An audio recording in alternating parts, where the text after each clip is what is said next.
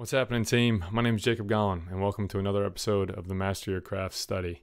First of all, I want to give a massive thank you to the overwhelming number of people who subscribed and shared to our show in week one. I didn't quite expect it to have that much reach right from the beginning, but I really do appreciate that. This is obviously something that takes some time to build, but I was pleasantly surprised with how fast people caught on and really believed in our mission here. We're so grateful, and I don't ever want that to go unnoticed. We really, truly do appreciate the support. As always, you can find the show on Apple Podcasts or YouTube by typing in the Master Your Craft Study, and you can find us on our social media accounts by typing in the MYC team. So if you want to be part of the team, if you believe in living every single day in the spirit of excellence, and you want to share in that community, please join us, follow along, and contribute. All right, on to our guest. Today's episode is an interview with Jordan McCabe. He's a basketball player from Kaukauna, Wisconsin, and the odds are you've already heard of him. But if not, go ahead and type his name into Google or YouTube, and you'll find plenty right out of the gate. He's been an internet sensation. He's gone viral so many times I can't even count, and all before he ever even played a high school game. He's no stranger to the limelight, but unlike a lot of players that have that much attention so early on, it has not adversely affected his growth. Jordan just got named Wisconsin's best point guard, and he's been ranked nationally as one of the best point guards in the country for some time now. He also just led his Kaukauna high school team to their second state title, and he's headed to West Virginia to play for the Mountaineers. Jordan's obviously very talented, but the cool thing about this interview is that we talked a little bit less about the highlights and the excitement, and we got to dive a little bit deeper into things that players of his caliber sometimes don't open up about, like fears and anxieties, inspirations, mentors, or how important it is to contribute to our society outside of basketball, especially given the platform that he's on. I learned a lot from Jordan this episode, and I know you will too. So, without further delay, please enjoy my conversation with Jordan McCabe.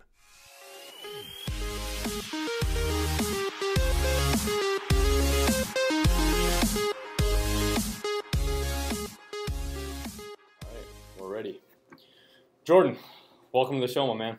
Thanks for having me on. Tell the people what your craft is in particular. My craft is and has always been basketball. It's something that I grew up with and pretty much in my blood. Tell me about, from early on, what were some of your fears and anxieties, whether it be 6th grade, 8th grade, or even still now, because you're still young in the game. Yeah. What were fears and anxieties that you had to deal with in thinking about basketball?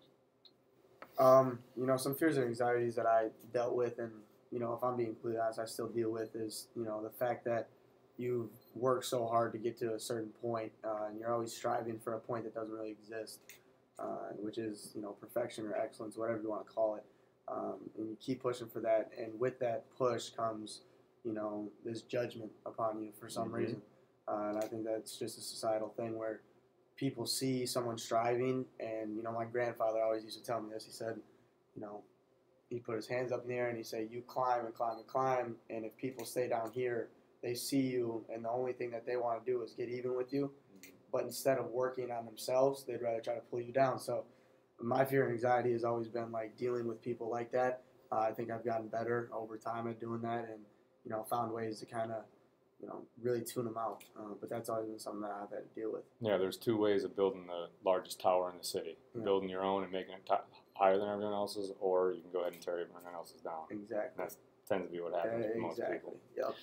All right, well, that said, and kind of riding on that, what was, and I know this is the case for everyone in their life at some point, and be as candid as you can, but at the same time, if you're not comfortable, you don't have to answer it. But what is the darkest or bleakest moment in your journey throughout this process? Is there a time when it's really, really been most difficult? Yeah, I think, it doesn't, there's no huge loss that I've had to endure yet. There's nothing that's really sticks out and crazy like that. But I think the darkest, time for me, when I think about that, that word dark was, being kind of alone. And I felt that when I reclassed. So that was probably the single biggest moment of my basketball career, and possibly my educational and my whole life. Yeah. 7th grade, when I moved from Seattle to Wisconsin, or back to Wisconsin, my family made the decision, but ultimately I made the decision because I was going to be the one going through it and all the scrutiny and all that, to do 7th grade over. Yeah. give myself an advantage in recruiting. Really, at the end of the day, is what it comes down to. Coaches would rather have that, the opportunity to jump back up to the class you started in, or stay where you're at. And people don't look at it that way. People look at it like, oh, you're just doing it because you're not good enough to play at that level or whatever the grade you started in. But going off that, the darkest moment was when I came back. I looked around and I saw all these people kind of just, leave a part of my life that has been so big for me, my friends, mainly. And as a 7th grade kid, friends are like your life. That's everything. Exactly. So I had a lot of really good friends that I didn't hear from for a while, and it was because I had to go instead of the public middle school that I grew up in. I had to go to a private school because I had reclass. That was like the rule, and my mom actually wanted me to do that just to kind of stay away from everything. Yeah. But that created this atmosphere of darkness for me, really. It got me to a point where I'm like, man, I see all these people kind of fading away, and there was a lot of tough nights. I remember my dad, it was a 20-minute car ride into school instead of a 5, so we got a lot of time together. And there'd be days I'd just ride home, and I just start crying. I'm like. And he's like, what's wrong? And, he obviously probably struggled with that too because, he could have said, no, you're not going to reclass. It's going to bring a lot of stuff upon you. And, that was a tough time in my life for sure. So we don't need to go into it too much because I have my own thoughts on reclassing, and a lot of people don't understand. And we could do a whole podcast on reclassing. Perspective is everything here because if there's one thing that people should know, and I'll try to make this clear for anyone listening who's been on the side of giving you heat for that, from the perspective of a high school basketball fan, a reclass somehow has a bad connotation. From the perspective of a college athlete, you come in and you redshirt because you want to develop, and it's the same thing. Yep. Now, well, not necessarily. There's a lot of things that go into it. However, it's really funny how people really don't understand. People make decisions to help themselves and try to do what's best for them and their family. And that's something that can be really tough for people to deal with. Yeah. What is something or some kind of perspective, attribute, talent, characteristic that you have that makes you different than other basketball players? And let's keep it specific to talented basketball players. You and all the other guys that are in the top 300 players in the country, some of the best of the best. Yeah. What makes you different from those guys? What makes me different is I don't fall into a lot of the things that they fall into.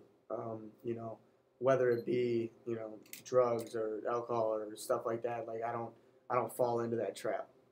And more so than that is, that's the physical you hear about, guys getting in trouble for this and guys getting in trouble for that. I think more importantly is what I stay away from is this mentality that you got to be like, this savage all the time. You hear that word. No, seriously, you hear that word all the time. And I go to these top 100 camps and stuff like that, and you hear these kids talking and how they talk and how they treat different people. And it's stupid. I really think it is. Big time people. Yeah, I mean, they big time people. They do everything that they told you not to do growing up. Like if you got to this level, but the difference between me and that kid is I was told I'd never get to that level. They were told their whole life that's where they were going. So that's when they get that mentality that I'm, better than everybody else. And I don't have an issue with that on the court. I really don't. I don't have an issue with Baker Mayfield and his. That's just how he plays. That's just him. He is, I think, embodies a savage on the field. So. What I have an issue with is people not drawing the line from when they step off the court or off the field or whatever it may be and how they treat people.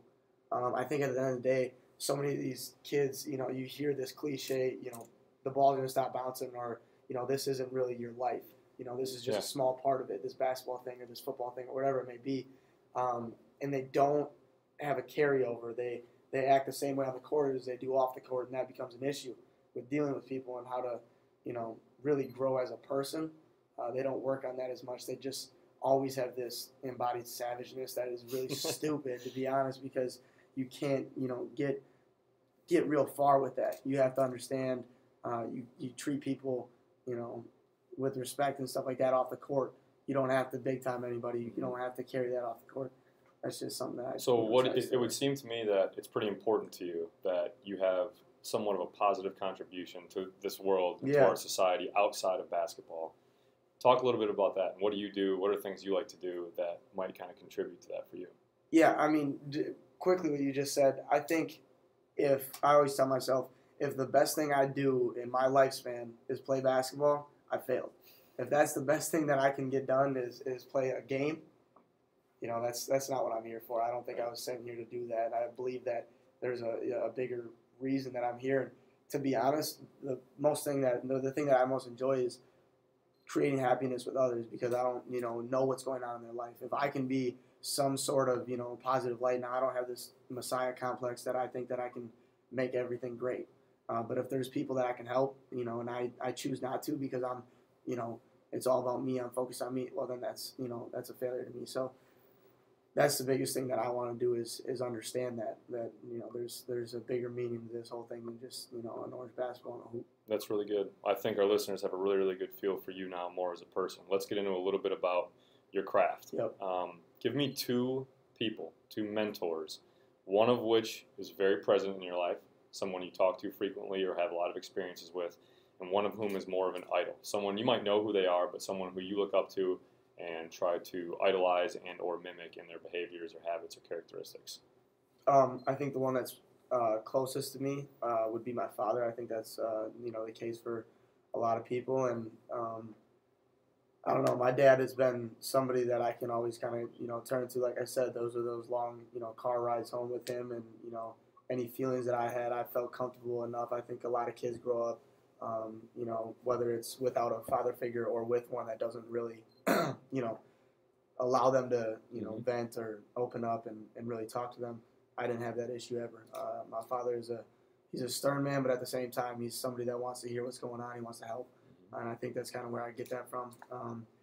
He's been somebody that helps me, obviously, on the court. And that's, goes without saying. He's done a lot for me in terms of getting me to the level that I'm at right now. But he's also, showed me this mold that I can kind of work towards as a human. Yeah.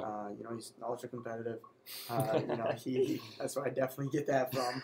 That sometimes, it's funny, as a kid, you sit back and you watch this, and he's got all these habits that he cannot break, the competitiveness that bleeds into his life, and I'm like, man, it doesn't have to be like that, but he's just always like that. It doesn't matter if we're playing, like, Shoots and Ladders. He'll be throwing stuff around the room going crazy. But anyway, so Shoots and Ladders. That's I used to play Sorry with my dad, and we never let us win. Oh, yeah, no, he's got that also. That's where you get it, though. That's where you get the competitiveness. That's right. So, my dad's been obviously a really influential piece of my life, at least from a really close proximity.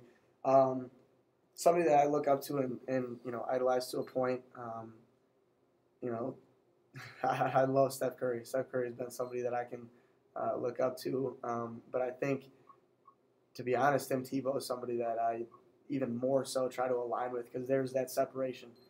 He's probably the best, I would say, arguably the best college football athlete to ever come through in at least our generation. So you watch him and you see how hard he plays and all this stuff, and he puts everything out there. At the same time, he walks off the field, and there's a kid in the wheelchair. He makes sure he goes over and walks up and talks to him. Mm-hmm. And he says something to him, or he prays, or whatever it may be. I don't care if you're religious or not. He's a good human being. Yeah. So that's something I try to mimic and idolize a little bit. Were you watching live, or have you seen the videos, obviously, of Tim Tebow's halftime speech before that big game, big comeback run? If you're a Tim Tebow fan, I suggest going and watch it. It's one of those things for guys like you, it'll give you chills. Yeah. To see his passion and his energy really put to action is a special thing. Yeah. And I know you know Steph personally and have worked with him a little bit, so Yeah. that seems like the obvious choice. But I'm Yeah. glad you said Tim. Yeah. What about Tim or Steph, besides their goodness as humans? What about them as athletes, since Yeah. that's your craft? Yeah. What is it about their approach to the game and their approach to how they treat the game that is meaningful to you? Yeah, Steph Curry might be the most confident human on earth right now. Or at least, in his MVP years, he was the most confident person to walk this planet. So, anything he did, he felt, was going to be a success. And I think that's something that is really hard for people to understand, because they watch all these guys. You look at Trae Young right now. He's really, he's reflecting that confidence from, Steph Curry and putting it into the college level.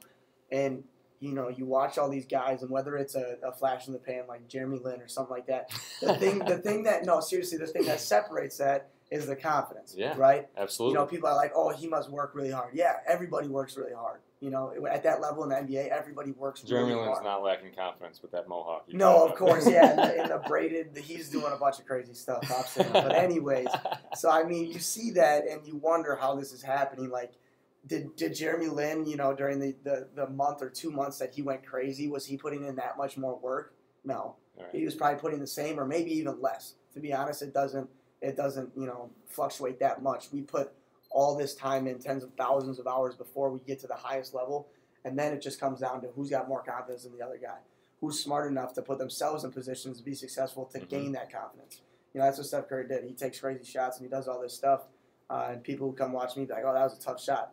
But it's a tough shot. But I've worked on that tough shot thousands of times in the gym by myself when you weren't there. So not a tough shot. Exactly. It's routine for you. Yeah. Well, speaking of that, that's a good segue right into this. So in relation to development, growth, time, touch a little bit on the mental and physical practice routines. Not necessarily, Coach Shallow's practices in particular, but your approach to the mental and physical part of development and growth in your craft in basketball. How do you perceive your work ethic, your work habits? What does that look like for someone who might not know basketball? I mean, I can paint a pretty vivid picture for you. It's something that's a schedule. It's something that's routine for me. Like during the season, it's every single day. I don't miss a day. It's game day. Doesn't matter. So I wake up. Alarm goes off at 5:15. Wake up, eat my breakfast, and then I get to the gym by 6. I'm in here by 6 and going. So from 6 to 7:30, before I gotta go in the shower and go to school, that's my time where I can work on my craft. I can, what do I need to get better at right now? What do I need to continue to just, make sure it's sound and stuff. My foundation, I never go away from. That's something that I always work on, and that's really the simplest. I guess you can call them drills. It's the simplest things, but I do them every single day. That's the stuff that people don't want to do because it's boring. It's really, really boring. It's mundane. Yeah, it really is, and it gets to a point where you got to go into the gym and do the same thing every time. And like I said, people don't want to do that, at least for the start. And then after that, it's just about, getting shots up and getting ready for the week. Because I know once we go into team practice, Dad always preached, there's team practice, and there's a reason it's called team practice. Everybody's getting the same amount better, and that's the way it should be. Right. If you want to be somebody who's at an individual level better than everybody else, and that's not a bad, mindset to have, then you got to put in a lot more time than everybody else. So that's where I, try to carve out some time because I know there's not a lot in the day, especially when you're a high school student going to school for 8 hours a day. That's right. So in the morning, every single day I get up, work out, go to school, get out, say we have practice right after school, and then I shoot after that. I try to maximize my time as much as I can. That's really all it is put more time and put more effective time in than anybody else. You might be one of the rare guys who is organized enough at this point before getting to college. Because I think organization and time scheduling is something that gets really big as an athlete once you get to college. Yeah. But that said, what do you think you could work on, or what's something that in the back of your mind, I wish I was a little bit better? And maybe it's a mental thing, maybe it's a physical thing, maybe it's the weight room, anything. What do you think you could improve on in your routine to make you a better player? In my routine, I need to be better on the mental aspect. It's conversations like this that show me, like, dang, like I have this potential, 6 inches between my ears to do a lot of things, but I'm not working on it enough. I'm not reading enough. I'm not, digging into the deeper meanings of whatever it may be. I need to do that more in order to maximize all the time that I put in physically. So I think, and going back, you're going to hear a lot of just, quick phrases from my grandpa and my dad. And my grandpa always said, that the game's 90% mental and 10% physical. And whether or not that's true, I think really kind of attests to the fact that it's a mental thought. Like, it's a lot more, between your ears than it is all the time you put in. The time you put in is really, really important. That's what people see. But in terms of putting together a game or putting together a season, it happens, in your mind. It's very cerebral. And honestly, for you to even know that that's important at this stage as a high school senior is already a big deal. I think it's one of those things that people don't think a lot about it, kind of like your nutrition as an athlete. Right.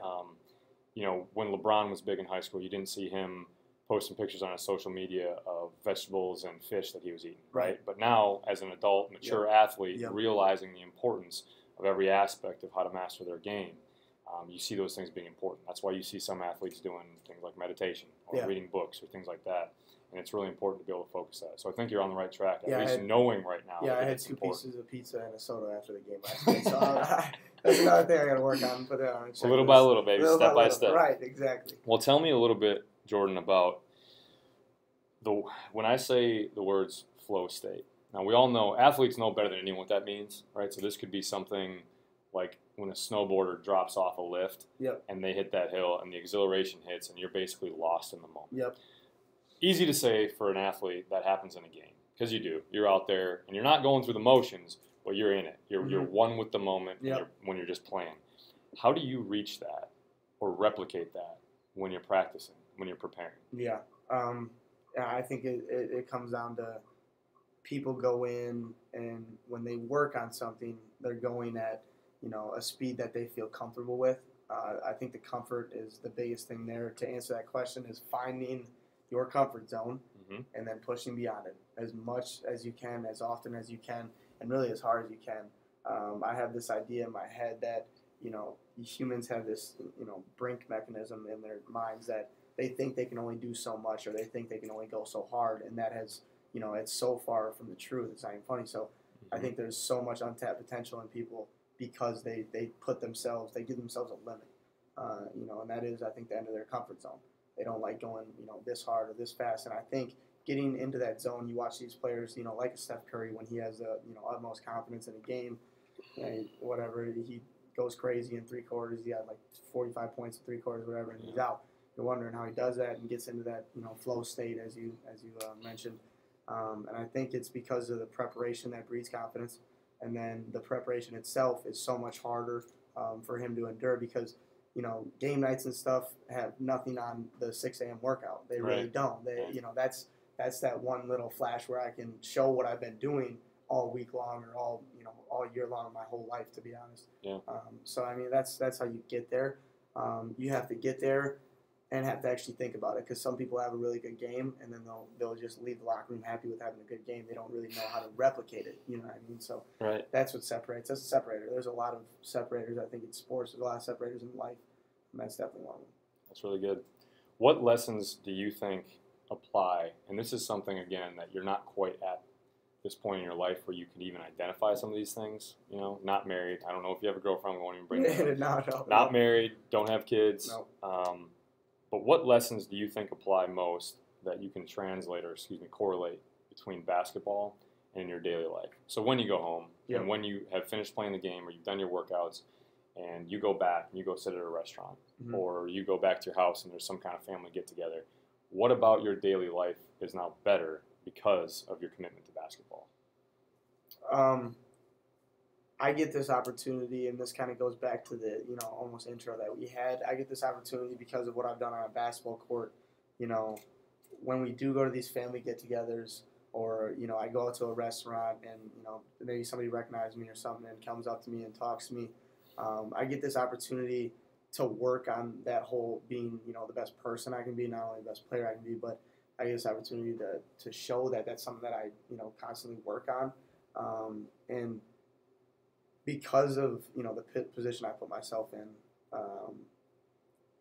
it's something that I can use in my daily life where, I just want people to walk away and be like, okay, he's a really good basketball player and that's great and all, but, the way he treated, little Susie or whatever, she wanted a picture, Johnny, you wanted an autograph, whatever, it didn't seem like a burden to me because Jamal Crawford said, this game has given me so much, I would never turn somebody away because of the game and everything it gave me. That's right. So, he's always says, like, he signs every autograph, takes every picture, and that's a really, surface level act, just to sign something or take a picture.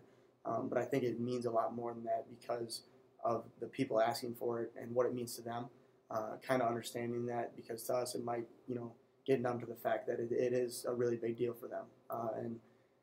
Shout out to Seattle, right? Yeah, they'll go out there and still play in their pro-ams, sure. The right? pro-ams, he still puts on that pro-am every year, and he does that same type of stuff after those games. I've watched that pro-am actually specifically a couple times, and he embodies exactly kind of what I want to. My fiance worked in Seattle for a little while, and I went out there, and I really didn't have much of a basketball intent. Yeah. But the way he's taken that community on, I heard people using his name or talking about him that out of just random conversation. I mean, he's done a phenomenal job in that community. Seattle is, it is an absolute powerhouse, and it's probably the most underrated powerhouse of just basketball talent. Yeah. It literally it's a factory. They pump out just great players after great players with, now in the way that Jamal Crawford has done it, I'm not sure if somebody passed it down to him, but he's created this brotherhood kind of that you talked about, and now it's passed down to DeJounte Murray.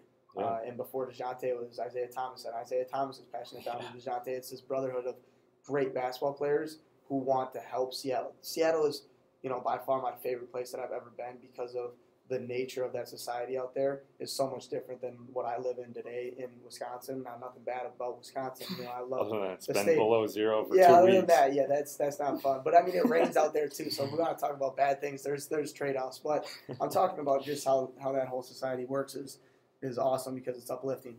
There's not a lot of people trying to tear you down. No, very progressive. A lot of people trying to help each other out and grow. Yep. All right, and this is one of the recurring questions that everyone on the show is going to get asked. Sure. And feel free to take this in any direction you want. And it might be very general, it might be specific. But how has grit played a role in you mastering your craft? I think grit has, the biggest impact on where I am today. Breaking down the word grit, there's a lot of definitions. There's a lot of definitions, but, the way I look at it is, grit is your ability to handle adversity, I think, as a whole. When things don't go right, how do you react? To me, let's take just a single, game. I can remember back my sophomore year, I had, a horrible game at home, played against Fond du Lac, missed a bunch of shots, made a bunch of bad decisions. I was young, but at the same point, I was really upset with myself. Kind of like that kid who has a really good game and just goes home because he had a really good game. He's not thinking about why he had that good game, not how to replicate it. Me having a bad game, how can I make this never happen again? Now that's impossible to do. But no, seriously, that's how it's a learning experience. It's a learning experience, and that's how I view it. How can I make this never happen again? How can I make sure I never get to that point? What can I do better? And then not only that, but I'm not going to go home and just go to sleep and sleep this one off because the sun's going to come up tomorrow. It's a healthy obsession. Exactly. It is definitely an obsession and a healthy one at that because I remember after that game specifically, I was at home. I sat in the locker room. I didn't come out and see my family, which they were all upset at me about, and that's another learning experience. You always come out. It doesn't matter. Mom and dad and grandma and grandpa want to see you. So I sat in the locker room, sat in the shower, waited till the gym cleared out, and then I put the hoops down and I just started shooting. Whether or not it was my best workout of my life or the hardest workout of my life, it didn't matter. It was the mindset behind why I did it, and it was that that grit because I had hit a wall and I had an option. I could fold and just be like, forget it. I just want to be another regular high school basketball player without this weight on his shoulders. I'm a sophomore. I don't need this. Blah blah blah. All these thoughts running through my brain. But I chose the latter of being I'm just going to work harder. Yeah, that's really good. Outside your comfort zone too. That's never easy. No. And I'm sure you've got a lot of. It's no secret. I mean, there's nothing to hide here. Jordan has had a tremendously focused or in the spotlight career since he was young, and so one bad game, he'll catch more heat than most high school players will an entire season. Yep. So that's really, really difficult to have to overcome something like that. What media, whether it be, you said you need to read more books, but if there is one you can think of, or a TV show, a movie, a documentary, a music album, or a music artist, something that has really changed your life for the better, something that maybe no one even knows about, something that has really impacted you as a person. There's a book called Mind Gym. I think that was the first book. Mack? Yeah. That was a book that was given to me when I was very young. I think I was still in Seattle, so I was probably around 6th, 7th grade. And they gave me Mind Gym, and they being my parents. Knew that I had these, bigger than life goals, and they said, kind of what we talked about, that it's more to the game than just going to the gym and shooting. You're doing that, great. Mm-hmm. But that kind of broke down, and that's where I didn't know it was happening, but in my mind, I'm like, oh, I want to write a book, because I'm reading this, I'm like, I have enough stories and stuff like that and experiences that I could at least throw something together, right? So, and the way that, the sequencing of Mind Gym and how it helps you kind of work out is really important to me because I'm a creature of habit, and that really breeds a habit, Mind Gym does, the way you read it, the way you can apply it. Yeah. I think that's cool because reading is great. Reading to learn is great, but reading to, develop yourself is even better. That's, at least what I get out of it, and I actually love doing. So Mind Gym, I think, has had the biggest impact on me. And to be honest, I've kind of, went away from it. I don't know the last time I picked the book up. But now that I'm talking about it, I'll probably go pick it up. So this is great. Go take it off the shelf. Exactly. Wipe the dust off it and get back to that. But it definitely had a huge impact on me and will continue to have a huge impact on me. That's really good. I'm sure plenty of people listening to this are going to go pick that up. I read that it's really funny you say that. I was awful with reading books growing up. I wish I would have read more. We all do, right? Yeah. But that was one of the first books that was given to me by a good buddy of mine, Matt Weber, who is actually part of Master Your Craft as a strength coach. He gifted me that when we were young, and it was one of the first books that impacted me as well. It's funny you say that. Okay, you have 30 seconds to speak to the 8th grade version of yourself. Go. Oh, man, right on the spot. 28 seconds left. 8th grade version of myself. People are going to talk. There's going to be people, especially in this social media absorbed world, that sit behind a keyboard and are going to say all this stupid stuff about you, and you're going to have to find a way, whether it's deleting Twitter or deleting Instagram, to not allow it to affect you, because if you allow it to affect you, you will never reach your highest potential. Got 10 seconds left. Anything else? Don't do anything stupid, man. That's awesome. Pretty concise, man. You knew where you're going with that one. A little bit back to the personality part of this interview. What social issues really get you fired up? And if there's anything in this world, in our society, that you could blanket statement change or affect in any way, what would it be? Anything really matters. Could be a perspective, could be a shift in mindset, it could be a characteristic that you wish everyone had. Anything that you would hope our society could change for the better, that's important to you. Yeah, okay, so there's this speech, The Man in the Arena. Have you Not heard it. Man in the Arena. It talks about kind of what it centers around everything we've talked about so far. And The Man in the Arena, it's a long quote, so I won't be able to just hit it off the top of my head. But it talks about people. The man in the arena resembles kind of what I resemble, I think. Somebody striving towards a really large goal. Mm-hmm. And then it talks about later in that quote how people will judge you from outside the arena. And those people outside the arena have the ability to judge you because they know no high success, nor do they know, the crushing feel of failure. They don't know those two extremes, so they keep themselves in that comfort zone.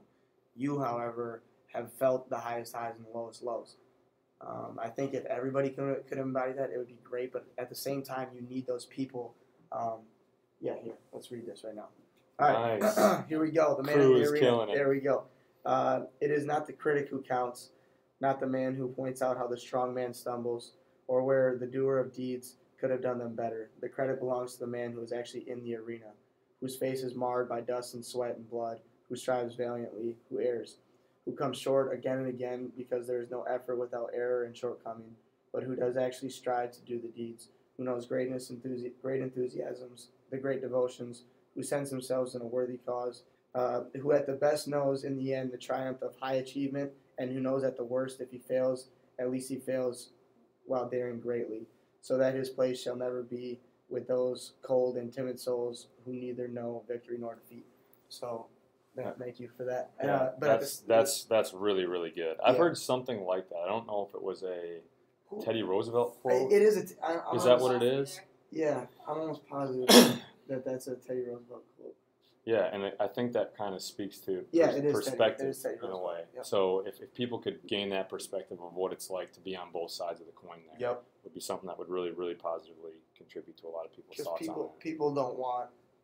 People fear failure. They really do. They don't want to put themselves in a situation where it can happen.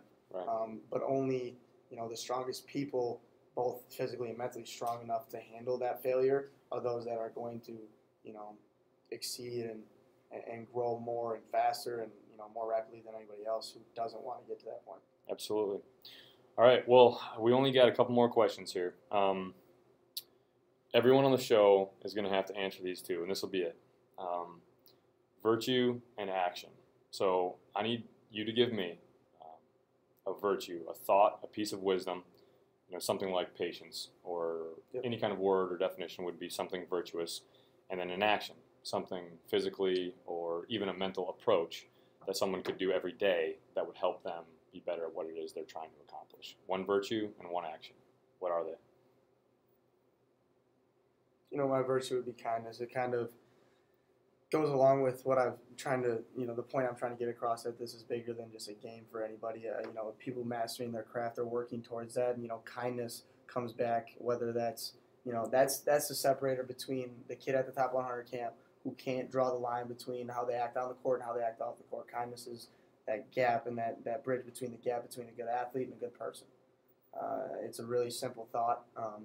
To do the best at that every day is not easy, because there's going to be people who aren't kind to you, and then that often creates this aura of now I'm not going to do it to anybody else, because why should I do it if they don't give it back? My mom always says when I walk out the door every day to go to school, do something nice for somebody. It's a really simple thing to do, but if you can knock that out every day, then you're in the right direction. So that would be my virtue. And then I think if that being kind of outside the court, if we go inside the lines, for my action would just be work.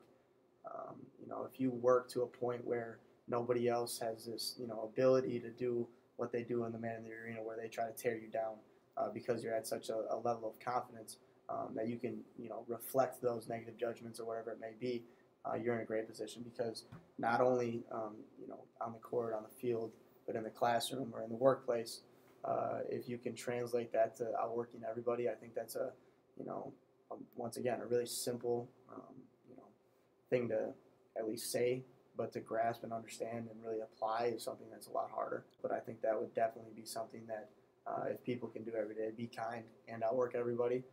Outwork everybody while being kind.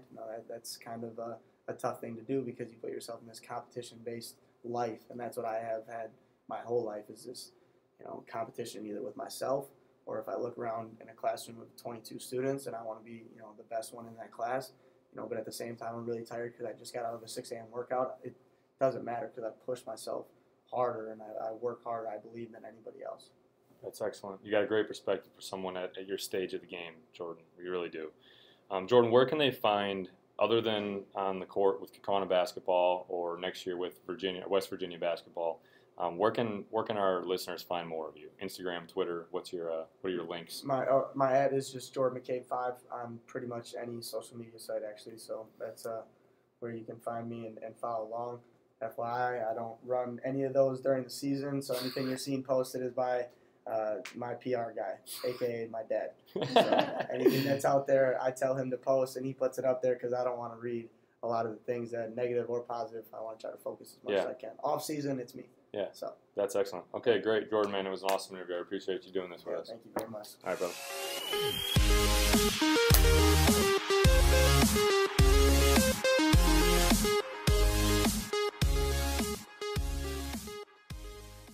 That concludes another episode of the Master Your Craft Study. If you know someone that would be good for the show, a high-level player, coach, trainer, or other sports expert that might embody what it means to pursue craft mastery, please reach out, let us know. You can find us on our social accounts at the MYC team, via email, contact@myc.team.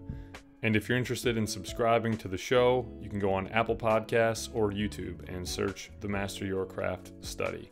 Again, thank you for your support, and continue to spread the spirit of excellence. Have a great week.